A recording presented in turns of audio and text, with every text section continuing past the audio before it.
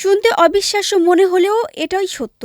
প্রায় ১৭ বছর ধরে প্রয়োজনীয় লাইসেন্স ছাড়াই শত শত যাত্রীবাহী ফ্লাইট পরিচালনা করে আসছিল এক পাইলট।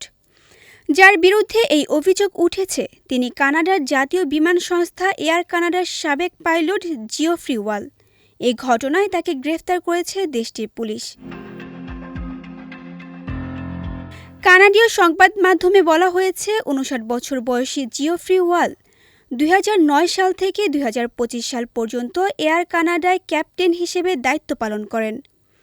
তবে বড় বাণিজ্যিক যাত্রীবাহী বিমান পরিচালনার জন্য বাধ্যতামূলক এয়ারলাইন ট্রান্সপোর্ট পাইলট লাইসেন্স বা এটিপিএল তার ছিল না বলে অভিযোগ করেছে পুলিশ।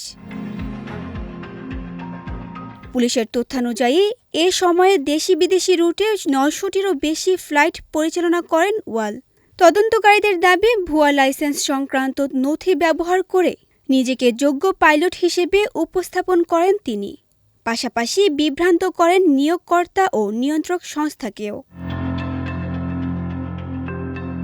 এদিকে এয়ার কানাডা জানিয়েছে বিষয়টি নিশ্চিত হওয়ার পর সংশ্লিষ্ট পাইলটকে দায়িত্ব থেকে সরিয়ে দেওয়া হয়েছে এবং ঘটনাটি স্বেচ্ছায় কানাডার পরিবহন নিয়ন্ত্রক সংস্থা ট্রান্সপোর্ট কানাডাকে অবহিত করা হয়। বর্তমানে তিনি আর এয়ার কানাডার কর্মী নন। পুলিশ জানায়, নিয়মিত নথি যাচাইয়ের সময় অসঙ্গতি ধরা পড়লে চলতি বছরের জানুয়ারিতে তদন্ত শুরু হয়। পরে ১ জুন তাকে গ্রেফতার করা হয়।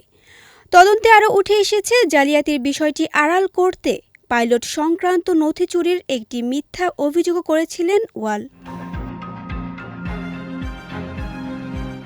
তবে এয়ার কানাডার দাবি এ ঘটনায় উড়োজাহাজ পরিচালনার নিরাপত্তা বিঘ্নিত হয়নি। সংস্থাটির ভাষ্যে তাদের সব পাইলটকে প্রতি ৬ মাস অন্তর দক্ষতা মূল্যায়ন এবং প্রতি বছর অনুমোদিত পরীক্ষকের মাধ্যমে ফ্লাইট পরীক্ষা দিতে হয়। পুলিশের তথ্য অনুযায়ী ক্যাপ্টেন হিসেবে দায়িত্ব পালনকালে প্রায় ২.৯ বিলিয়ন কানাডীয় ডলার আয় করেন ওয়াল। এ ঘটনায় তার বিরুদ্ধে প্রতারণা, জাল নথি ব্যবহার, জাল নথি সংরক্ষণ এবং মিথ্যা তথ্য দেওয়া সহ একাধিক অভিযোগ আনা হয়েছে। মামলাটি বর্তমানে বিচারাধীন রয়েছে। বিজয় টিভি নিউজ ডেস্ক।